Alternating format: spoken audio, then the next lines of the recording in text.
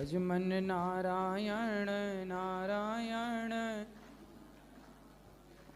श्रीमन नारायण नारायण नारायण। बोलिए गौरी गोपाल भगवान की जय। चलो, जिसका प्रश्न है आध्यात्म जगत से जुड़ा हुआ, आप कोई भाव रखना चाहें, प्रश्न रखना चाहें, रखिए। गुरुजी राधे राधे। जी राधे राधे। कैसे हैं आप? कृपा है गुरुजी, हमें 3 साल से प्लस हो गया आपकी कथा को सुनते सुनते, और आपकी कथा से इतना मतलब जीवन में इतना परिवर्तन आया है, जिसे जीवन जीना कहते हैं, भगवान की कृपा से वो जी रहे हैं। भगवान की अत्यंत कृपा है। और अभी मेरी शादी हुई है, पिछले महीने में आया था आपको कार्ड देने के लिए, और सारे कामकाज से फ्री होकर सबसे पहले वृंदावन बाके बिहारी जी के दर्शन करके और आपके पास आए हैं आपका आशीर्वाद लेने के लिए। आप दोनों सुखी स्वस्थ रहें, गंगा यमुना की तरह आपका सुहाग रहे, आप सदा सुखी रहें। धन्यवाद गुरुजी। और गुरुजी, आपने जैसे मेरे माता पिता को आशीर्वाद दिया था, मैं चाहता हूं कि आप हम दोनों को आशीर्वाद दें। ऐसे ही मैं आपके चरण छूना चाहता हूं। और मेरी धर्मपत्नी पहली बार आपके पास आई हैं, तो आपकी इजाज़त हो तो हम आपके पास आ सकते हैं? हाँ हाँ, अभी मिलेंगे, आप आराम से बैठो। गुरुजी, समय का बहुत अभाव है, हमारी कैब बाहर खड़ी है, मतलब पूरे दिन से। आ जाओ। सुखी रहिए आप दोनों, सदा प्रसन्न रहिए। और ये हमारी सिस्टर आई हैं, इनसे बात करो। हेलो गुरुजी, राधे राधे जी। कैसे हैं आप? कृपा है। बस कुछ कोई सवाल? नहीं, बस हो गया। आ जाओ। बात वो पाँव छू ले। और किसका प्रश्न है? राधे राधे गुरुजी जी। खुश रहिए, सुखी रहिए, प्रसन्न रहिए, सदा सुहागन रहिए, खुश रहिए, खूब खूब वृद्धि हो, भगवान आपको खूब सुखी रखे। गुरुजी, आपको लक्ष्मी नारायण भगवान की प्राण प्रतिष्ठा की बहुत बहुत बधाई हो। धन्यवाद और मैया। गुरुजी, आपसे जुड़ने के बाद ना सब कुछ बदल गया, आपको बहुत बहुत धन्यवाद। कोरोना में जुड़े थे तब कुछ नहीं थे।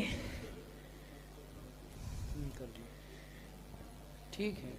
कोरोना के टाइम पे कुछ भी नहीं थे, और आज आप कोरोना के बाद हेलो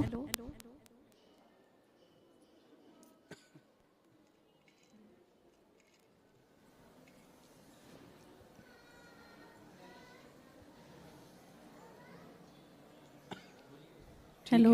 हाँ जी गुरुजी, कोरोना के बाद आपने ऐसा आशीर्वाद दिया कि सब कुछ हो गया, सब कुछ। बस अब गौरी गोपाल से ना घर जैसा रिश्ता जुड़ गया है। हर महीने आने को जी करता है। पिछले महीने 2 महीने पहले आए थे, पर 2 महीने भी घर में आराम नहीं मिलता, कहते यहीं भाग के आते हैं, बेटा बहू सब यहीं। और आशीर्वाद दीजिए कि हम यहीं आते रहें, हमें परिवार लगता है हमें। बिल्कुल, गौरी गोपाल आपका ही है, ये मानिए। और आप अपनी कथा में वो अपनी बचपन की बातें सुनाते हैं ना, कि ऐसे थे हालात के भूखे सोते थे, वो भजन हमें बहुत अच्छा लगता है। हम भी ऐसे हालातों से गुजरे हैं, कुछ नहीं था खाने को, लेकिन आपसे जुड़ने के बाद ना आज सब कुछ है। पता नहीं कैसे बिहारी जी ने कृपा करी है, सब कुछ है।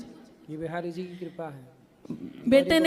बेटे ने गवर्नमेंट जॉब की तैयारी कर रही थी, लेकिन आपने कहा बांके बिहारी का नौकर बनो, दुनिया के नौकर नहीं। आज वो बांके बिहारी का नौकर है और खूब बिजनेस कर रहा है, खूब तरक्की कर रहा है आज वो। और गुरुजी, बचपन में ना जब 8-10 साल की उम्र थी, तब मम्मी और उन्हें ना कहीं से मंत्र दिला दिया गुरुजी से, पर उनमें कभी आस्था नहीं बनी। और 4 साल पहले जब आपसे हमने मंत्र लिया, उसमें हमें कोई अपराध तो नहीं लगेगा? वो ना कोई बात नहीं। बस यही पूछना था गुरुजी। धन्यवाद गुरुजी, बस कृपा बना रखे। आप हमारे हनुमानगढ़ कब आएंगे? आएंगे, जरूर आएंगे, जब भगवान जी चाहेंगे। और किसका प्रश्न है? राधे राधे गुरुजी, कैसे हैं आप? कृपा है। गुरुजी, आज दोपहर को हमने देखा था, जो वहाँ पे जो पर्दा लग रहा था, वो क्यों लग रहा था? कहाँ? ऊपर जहाँ पे आप बैठे थे ना। गुरु मंत्र देने के लिए सुबह सुबह। अच्छा, और आपसे गुरु मंत्र लेना है तो कब ले सकते हैं? कल सुबह 8 बजे। जी धन्यवाद।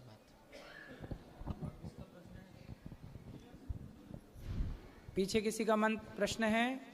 लो। गुरुजी राधे राधे। जी मैया। कैसे हो गुरुजी आप? हैं? कैसे हो आप? कैसे हो कि कैसे हो? ठीक है। गुरुजी, मैं आपको रोज देखती हूँ और मैं आपसे गुरु मंत्र भी ले रखा है जी। और मैं 4 बजे उठती हूँ और आपके भजन टीवी में चला कर सारे सुनती हूँ। खुश रहिए। आपने और सब काम यहाँ करती हूँ। दर्शन किया भगवान श्रीमन नारायण का? हाँ किया गुरुजी। और बताइए कोई सेवा हमारे लायक? गुरुजी मैं सुंदरकांड और हनुमान चालीसा सब का पाठ करती हूँ, लेकिन हनुमान चालीसा तो मेरे याद हो गई, सुंदरकांड नहीं होया।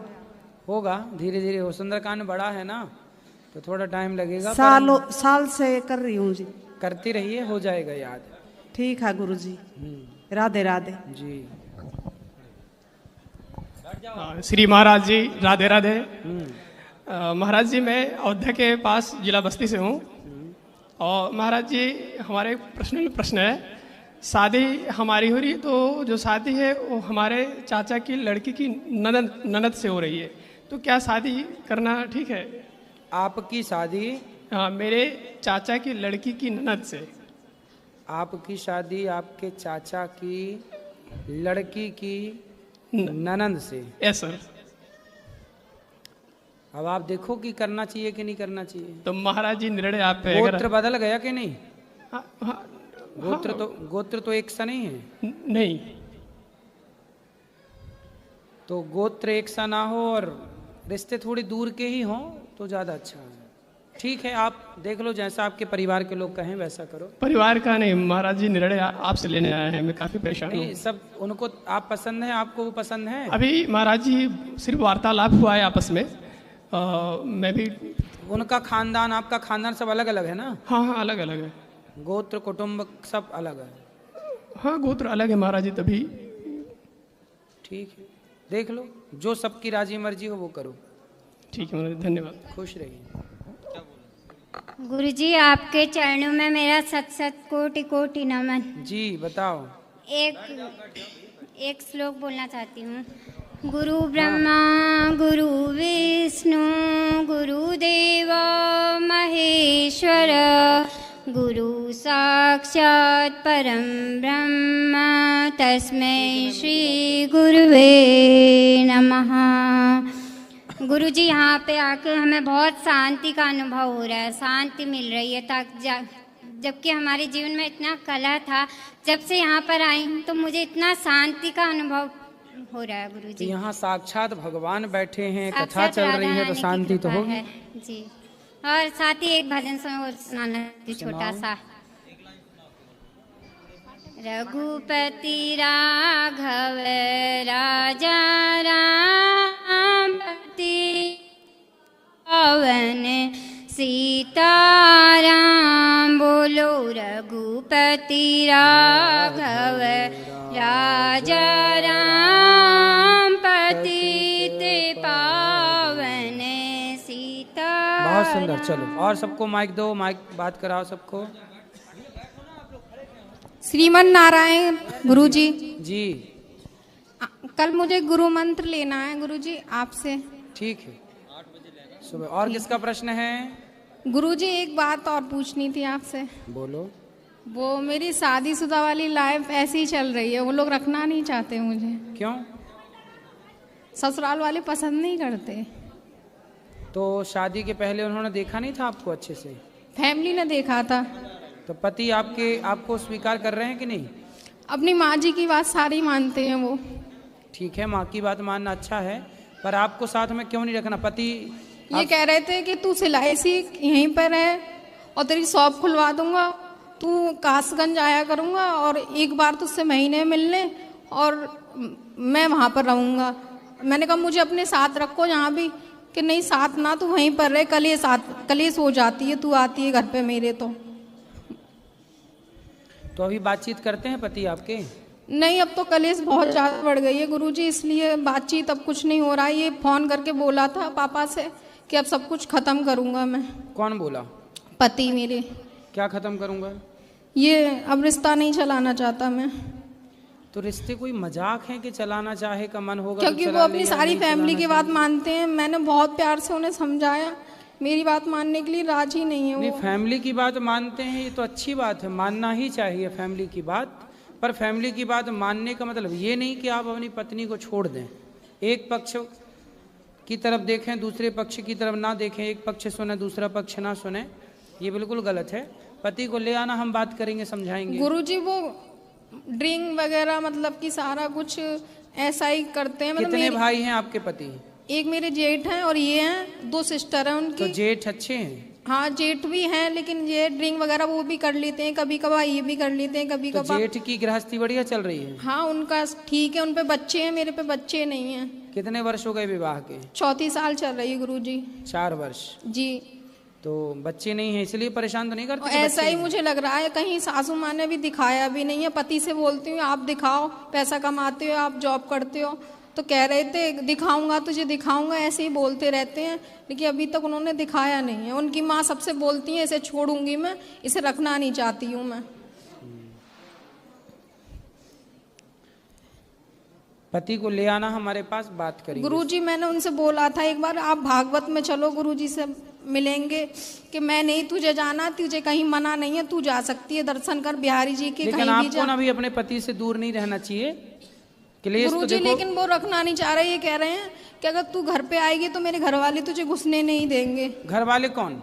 सासू माँ। अरे सास की छाती पे चढ़ जाना तुम, बोले काहे नहीं घुसने दोगी बुढ़िया, हम भगा के आए हैं, तुम्हारे पति भगा, हम शादी अच्छे से हुई थी राजी मर्जी से। हाँ, शादी फैमिली की दोनों की मर्जी फिर से। बोले तब आंखें फूटी थी, तब देखा नहीं ये था। कह रहे अब बोलते हैं कि तू जान और तेरा हस्बैंड जान, इसमें हम लोग कुछ नहीं, हम तो तुझे वहीं रखना। रहो, छाती में मूंग दरो, सास की छाती में मूंग दरो, वहीं रहो, कहीं ना ऐसे छोड़ के जाओगी वो दूसरा सेट कर लेगा। तो यही तो सुनने में आ रही है गुरुजी कि उन्होंने फोन आया था मेरे पास दिल्ली से ही कि तुम्हारे हस्बैंड ने दूसरी कर ली है, वो इसलिए तुम्हें साथ नहीं रखना चाहती। अरे तो तुम दूर रहोगी तो वो कर ही लेगा, इसलिए रहो ना वहीं, सब देखो अपनी आंखों से। और जहाँ वो जो दूसरी लाए उसके दांत तोड़ के दो तीनों गिफ्ट करो उसको। ऑफिस है उनका, तो सुनने में आता वहीं पर रूम ले लिया, वहाँ पे वो रहती है, और मुझसे बोले थे तू आ जाएगी तो महीने में 4 बार आया करूंगा तेरे पास, और मैं वहीं पर रहा करूंगा, अगर आना है तुझे आ जा, नहीं आना है तो ना। कोई महिला के साथ यदि आपके पति का चक्कर है,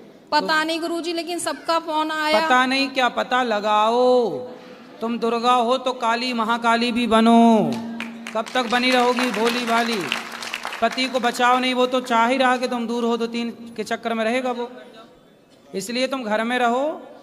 अब सास जब अपनी तरफ से सब कार्य कर ली तो उसको उसके तरीके से समझाओ, हाथ जोड़ के समझाओ दुनिया वालों को। यदि हाथ जोड़ के नहीं माने, नहीं मैंने गुरुजी सब तरीके से कर लिया। अरे सुनो, हाथ जोड़ के समझाओ दुनिया वालों को तब तक जब तक हाथ जोड़ने से लोग सुने, नहीं सुने। हनुमान जी लंका गए थे ना, तो सबको समझाए भैया हमें फल खाने दो, भूख लगी है। जब ज्यादा ही चढ़ाई किया तो हनुमान जी ने पकड़ पकड़ के मारना शुरू किया लंका वासियों को। रावण बोला हमें हमारे लोगों को क्यों मारा? हनुमान जी बोले हम नहीं मारे, जिन मोहि मारा ते में मारे, जो हमें मारेगा, जो आपका घर बिगाड़े उसकी छाती पे चढ़ो। मैंने 4 साल से गुरुजी सबकी सेवा करी, जैसा वो साथ चाहती थी, सब सेवा कुछ तो करते ही रहना, सबकी की, लेकिन फिर भी कोई समझने के लिए वहाँ कोई पक्ष में मेरे साथ खड़ा नहीं है। भगवान आपके पक्ष में, हम बोल रहे हैं जो वो करो। आप घर ससुराल में ही रहो, सास कुछ ही बोले जवाब मत दो, चुप रहो, पति की सेवा करो मत। और कोई पति के आसपास भटके तो उसके दांत तोड़ो। नहीं गुरुजी तो मैं जाऊं, फिर उन लोगों ने घर में नहीं घुसने दिया। काहे नहीं घुसने देंगे? तुम घुस जाना दरवाजा तोड़ के, हथौड़ा ले जाना पड़ा, एक मारना दरवाजे में टूट जाएगा। काहे नहीं घुसने देगा? बोले हम इस घर की बहू हैं, कौन निकाल सकता आपको? और वो कह रहे मैं तुझे रखना नहीं चाहता। अरे उसके कोई हंसी खेल है क्या? साग भाजी है कि फेंक दिया निकाल के? और सबसे ये कहती बोलती है इसके बच्चे नहीं है तो हम लड़के की दूसरी शादी अरे बोले जब साथ में बुढ़िया रहने नहीं देगी तो बच्चे होंगे कहाँ से? पति पत्नी साथ में रहेंगे तब ना बच्चे होंगे, बुढ़िया बीच में घुसी पड़ी है। मूर्ख कहीं की महिला, बताओ कैसा परेशान कर रही है बहू को। सास को समझाना मेरी बात, पाप लगेगा, नरक जाएगी यहाँ से मैं सास, यदि तुमको साथ में नहीं रहने दिया पति की। तो बच्चे नहीं हो रहे, काहे होंगे बच्चे साथ में? जब रहोगी ही नहीं तो साथ में रहो, हो जाएंगे। ठीक है गुरु, राधे राधे गुरु जी। राधे राधे। राधे राधे गुरु जी। जी हम ना गुरु जी आपका कथा लॉकडाउन से सुन रहे थे। हाँ। और हमारे हस्बैंड में, मेरे हस्बैंड में और इनमें बहुत झगड़ा होता था, बहुत। लेकिन हम कथा सुनते सुनते फिर इनको व्हाट्सएप पे इनको हम भेजते रहते थे। कथा सुनते सुनते ना ये मतलब पहले बहुत गुस्सा करते थे, और इतना आपका कथा से प्रभाव पड़ा गुरुजी कि ये पूरा बदलाव हो गया, ये गुस्सा को एकदम भूल गए। ठीक, इतने मतलब अभी मेरी जिंदगी पहले के अपेक्षा बहुत अच्छी है। वाह, देखो ये होता कथा का प्रभाव, जो सुनेगा उसके जीवन में परिवर्तन आएगा। सही बात। और ना गुरुजी, मेरे ससुर जी मांस मछली खाते हैं घर में, हम बोलते हैं कि मत खाया कीजिए, बोलते हैं हाँ आप तो पहले खाती थी ना, अब ना छोड़ दी। हम बोलते हैं कि पहले ज्ञान नहीं था ना, इसीलिए खाते थे, अब तो नहीं खाते, आप भी छोड़ दीजिए पापा। तो बोलते हैं कि ठीक है देखते हैं। अभी मतलब वो मतलब छोड़ना नहीं चाहते एकदम गुरुजी। कौन? मेरे ससुर जी। आए हैं? नहीं, वो नहीं आए। ले आना, समझाएंगे। और ना गुरुजी, मेरे बाबू का प्रश्न है कि आप कॉस्ट्यूम कहाँ से बनवाते हैं? क्या? हाँ, आप जो कॉस्ट्यूम पहनते हैं वो वस्त्र? हाँ। कहाँ से बनवाते हैं? दर्जी से बनवाते हैं। हाँ।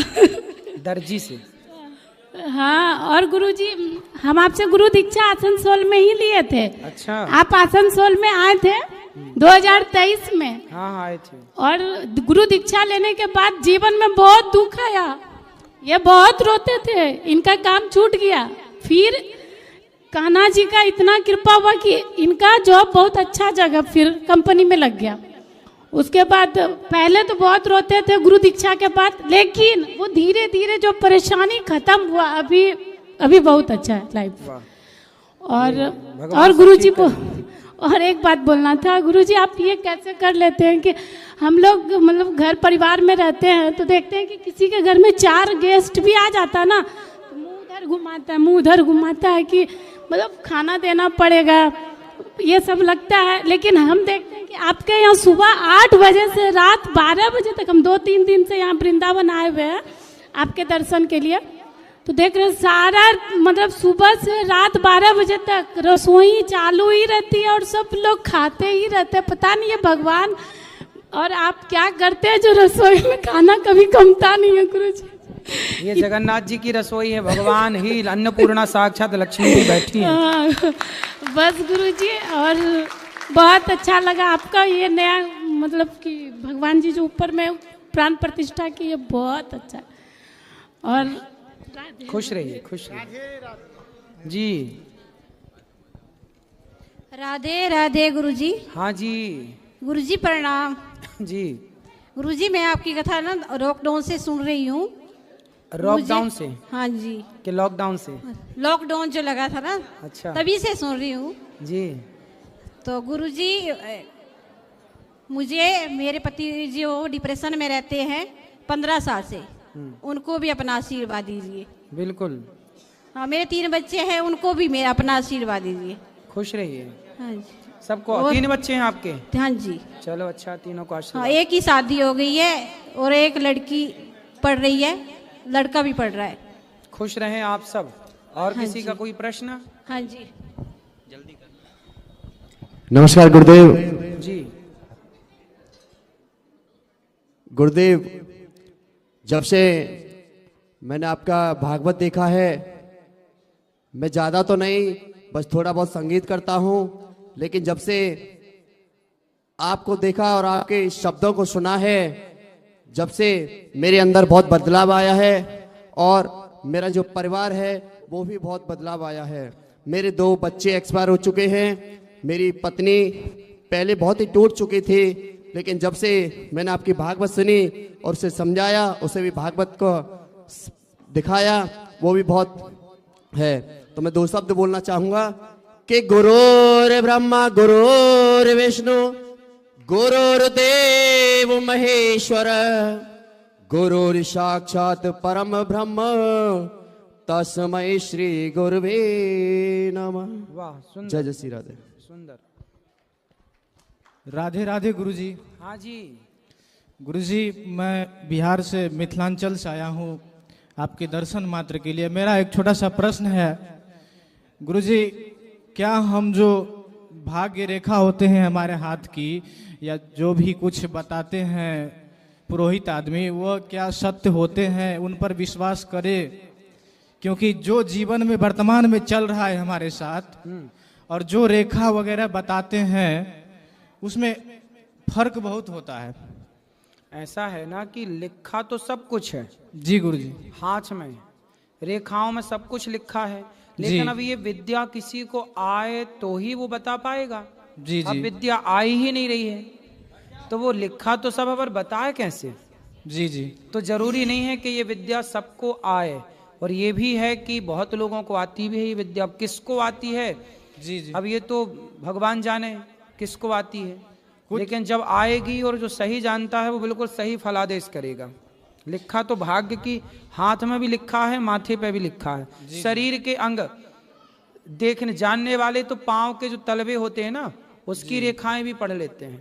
जी जी, जैसे कुछ कहते हैं कि तुम्हारी भाग्य रेखा खराब है या तुम्हारा भाग अच्छा नहीं चल रहा है, किस्मत खराब है। वैसे मैं अभी आपको एक बात बताऊं, रेखाओं के चक्कर में ना पड़ो, अपनी रेखा, अपनी लकीर, अपनी मेहनत से बड़ी करो बस। जी गुरुजी, बहुत बहुत धन्यवाद। राधे राधे गुरुजी। मेहनत करो, काम करो, बस रेखाओं के चक्कर में नहीं। पूज्य महाराज श्री के चरणों में कोटि कोटि प्रणाम। महाराज जी, मैं पंडित अवधेश व्यास, गुना मध्य प्रदेश से आया हूँ। महाराज जी, मेरा प्रश्न है, जैसे कि अभी होली का त्यौहार आने वाला है और आज भी जो बाजारों में जुलूस निकलते हैं, जो भजन संध्याएं होती हैं, उसमें लड़कियों को, लड़कों को भगवान के कपड़े पहनाकर नचाया जाता है, तो ये कितने प्रतिशत तक सही है और क्या ये ऐसा होना चाहिए, और अगर नहीं होना चाहिए तो इस पर रोक कब लगेगी?